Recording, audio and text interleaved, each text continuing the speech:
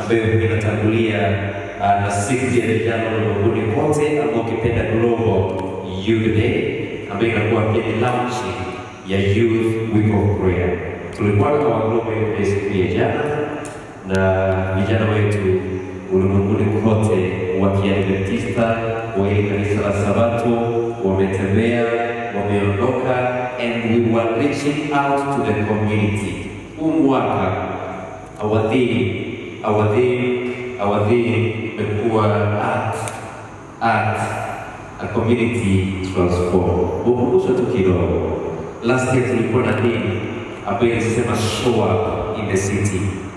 Tukaenda mjini, tukawafikia mayatima, tukawafikia wale street children, tukawafikia wale ambao hawana makwao, wengine wakatembelea prisons, magereza kule mjini, wengine wakatembelea mayatima katika vile vyumba vyao in the children's home, na tukaweza kugusa mioyo yao as we showed an act of mercy. Na mwaka huu mwingine ulikuwa ni 2023, tulikuwa na theme nyingine ambayo ilisema kwamba love is a vow, na tukafundishwa kwamba upendo ni zaidi ya kuzungumza, ni zaidi ya kuambia mtu nakupenda, unafaa kuonyesha kwa matendo yako. Hiyo ilikuwa ni mwaka wa 2023, tukasema love is a vow. Lakini kabla ya hapo kulikuwa na nyingine ambayo ilikuwa inasema adapt, kama sijakosea. Kabla ya love is a vow ilikuwa adapt, na tukasema we adapt a refugee, we adapt a prisoner, we adapt an orphan. And how are we adapting? Tunachofanya ni kwamba kwa huyo mtoto ambaye hana wazazi, nenda pale kuonyesha ule upendo wa mzazi. Yule ambaye hana mtu wa kumpa chakula, I adapt that child, that prisoner, naambia kwamba kidogo nilicho nacho tunaweza gawana. Na mwaka huu tukasema baada ya kwenda mjini, after showing up in the city, haikutosha, we have to go back in the community. Na ndio maana tunasema a community transform, a community transform. What are you transforming? Tunabadilisha hivyo vijiji, vitongoji ambavyo tunatoka. Hicho kijiji chako kidogo mahali unakaa, mahali ambapo unatoka, kwa hiyo plot kidogo hapo, kwa hiyo community yako ndogo, that community ndiyo ambayo tunafaa kubadilisha huu mwaka. Na tunapoanza juma letu la maombi, kisa ambacho tutaangalia jioni ya leo kitabu cha Luka. Kuna kisa pale ndani ya kitabu cha Luka 19. Nitaomba tuweze kusomewa fungu la 10. Luka 19 tuweze kusomewa fungu lake la 10. Luka 19 fungu lake la 10. Na sister unaweza kusomea ile fungu Luka 19 fungu lake ni la 10. Tafsiri ya Kiswahili na Kiingereza itakuwa ni sawa.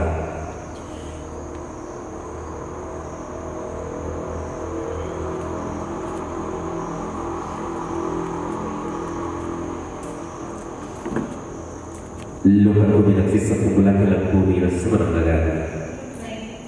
Yes. For the Son of Man came to seek and to save the lost. Kwamba mwana wa Adamu ambaye ni Yesu Kristo alipokuja hapa duniani, alikuja kwa ajili ya yule ambaye amepotea, ili aweze kumrudisha na aweze kumuokoa. Na hao waliopotea tunakumbushwa sisi kama vijana kwamba wale ambao wamepotea wanahitajika katika zizi la Bwana. Kanisa kama hili jioni kama ya leo linafaa kuwa limejaa vijana, hao ambao ni walevi, hao ambao ni wezi, hao ambao ni walaghai, hao wote Kristo anasema kwamba nilikuja kwa ajili yao. Na hao sana ndio ambao Kristo anawahitaji. Hao waliopotea, hao ambao wengine hawajielewi, ndio ambao Kristo anawahitaji. Ndani ya Biblia, ndani ya kitabu cha Marko, yupo mtu fulani ambaye alikuwa amepotea, na anapokutana na Kristo anaambiwa jambo fulani. Marko 5. Brother John, tufungua Biblia ya Kiswahili tuweze kusoma kwa utaratibu. Ili kisa ningependa tuweze kusoma bit by bit. Ili tujiulize swali, wakati tunasema community transform, wakati nasema mimi kama kijana I am going to transform my community. Naenda kubadilisha mji wangu, naenda kubadilisha familia yangu. Inamaanisha namna gani? Ile bogi yangu ya marafiki, ile kundi langu linaposema kwamba I am going to transform them, inamaanisha namna gani?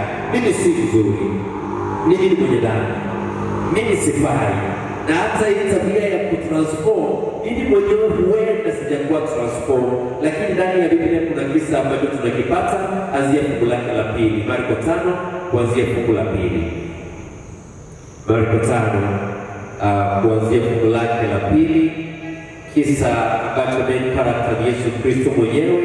Yesu Kristo ambaye tunamuelewa kazi yake ilikuwa ni kazi ya kuhubiri, kazi ya kuponya wagonjwa, kazi ya kutembea. Kwa siku ulikuwa unapata Kristo ametembea kilomita kadhaa kwa ajili ya wale ambao walikuhitaji.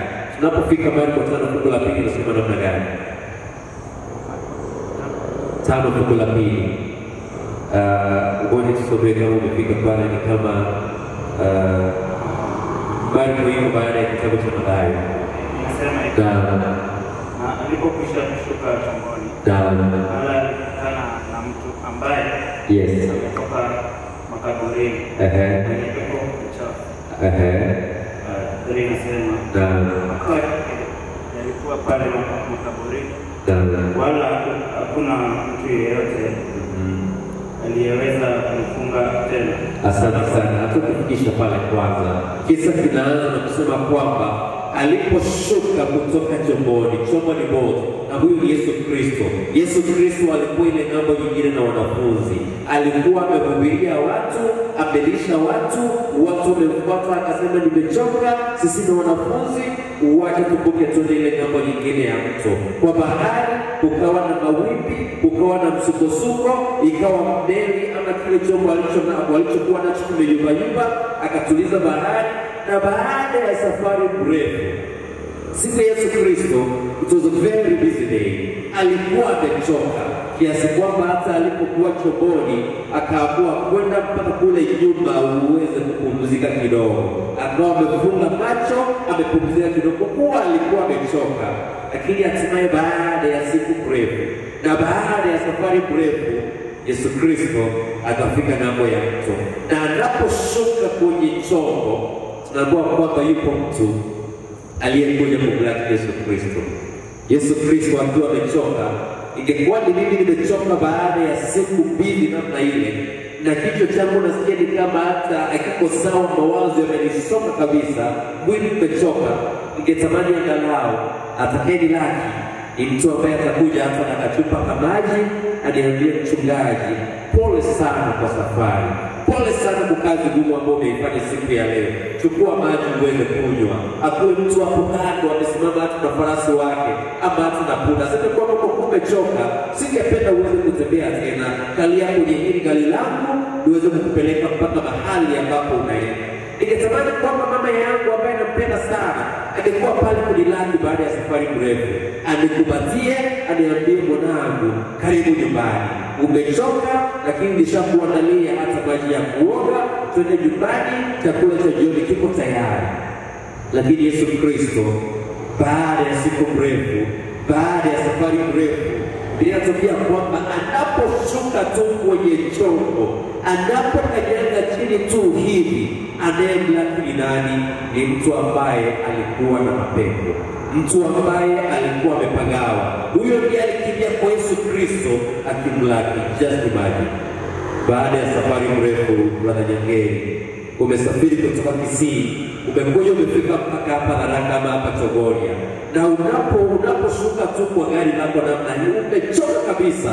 Hata mke wako hayuko pale kukulaki, anti yako hayuko pale kukulaki, ndugu zako, dada zako hawako pale kukulaki. Umechoka, uko na njaa, hujakunywa hata maji, uko na kiu.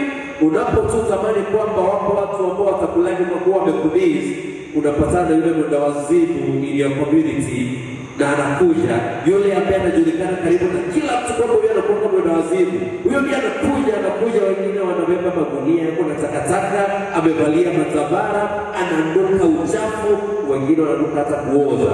Yeye anakukibiria, anakuambia nimekuja kukulaki. Utaisi namna gani? utasikia hapana, kwani nilikosea wapi? Wengine mtaanza kujiuliza, kwa nini sina watu wetu? Kwa nini Mungu nilikosea wapi?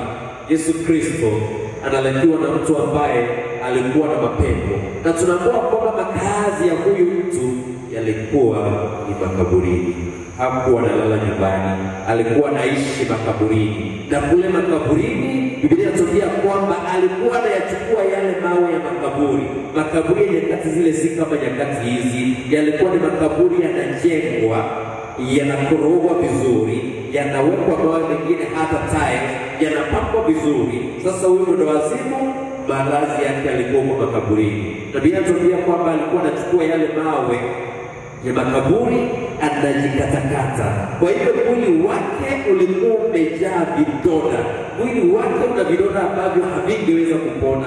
Huyu mtu anayekuja kwa Kristo ni mtu ambaye kwa maisha yake karibu yote ilikuwa ni makaburini, kuchukua mawe, kujikatakata, hana mavazi, hana kwao, mtu mchafu.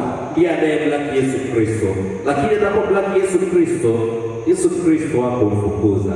Ndio maana tukasoma Luka 19:10 kwamba mwana Adamu alikuja kwa ajili ya watu kama hao waliopotea, kwa ajili ya mtu kama huyo ambaye hata hana kwao, kwake ni makaburini. Yeye na wafu hakuna tofauti, haleti ile advantage kwa familia na hata kwa kanisa.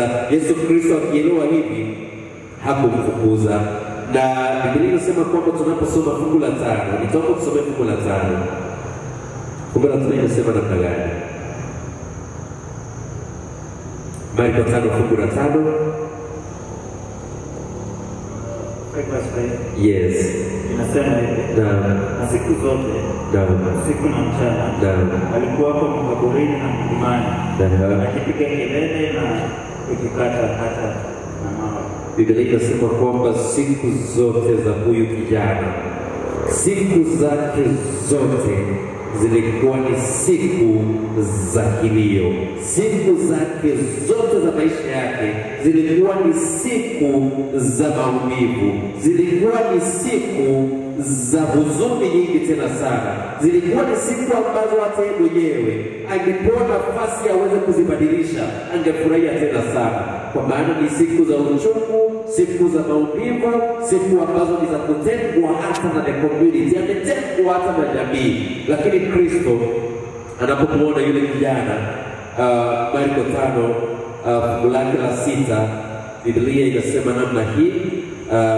Marko 5 fungu la 6, Biblia inasema, na alipomuona Yesu kwa mbali, alipiga mbio na akamsujudia.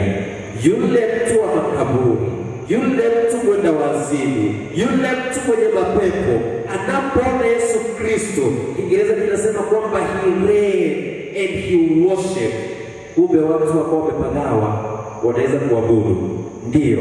Kumbe watu ambao wako na mapepo pia wanaweza kuabudu. Ndio. Kumbe hao ambao tunawatenga, tunasema kwamba ni mwenda wazimu, huyo ni mlevi, huyo ni mwasherati, kumbe wanajua kwamba yuko Mungu ambaye anafaa kuabudu. Ndio.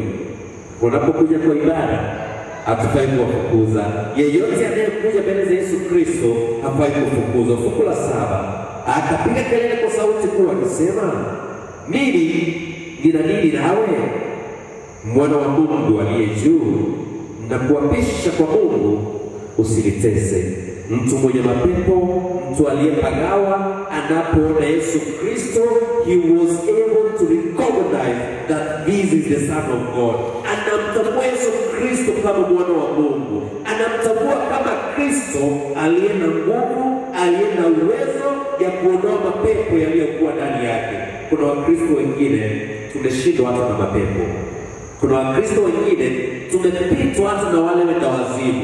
Tunakuja kanisani kila siku ya Sabato, wengine wanaenda kanisani kila siku ya Jumapili, maombi tunahudhuria kila siku, kila Jumatano, kila Ijumaa, lakini wengine hatujui huyu Yesu Kristo, huyu tunayemtumikia, uwezo wake ni uwezo wa aina gani. Ndio maana wakati tumepatwa na shida, wengine wetu badala ya kukimbia kwa Yesu Kristo, tunakimbia kwa marafiki. Tunasahau kwamba yupo Yesu Kristo aliye na nguvu na uwezo mwingi kuliko watu rafiki yangu. Tunapitwa na watu kama hawa ambao tunaita wenda wazimu, hawa ambao tunaita wanafiki, hawa ambao tunaita makafiri, hawa ambao tunaita wakosadini. Wengine wao wanamjua Yesu Kristo hata kutuliko.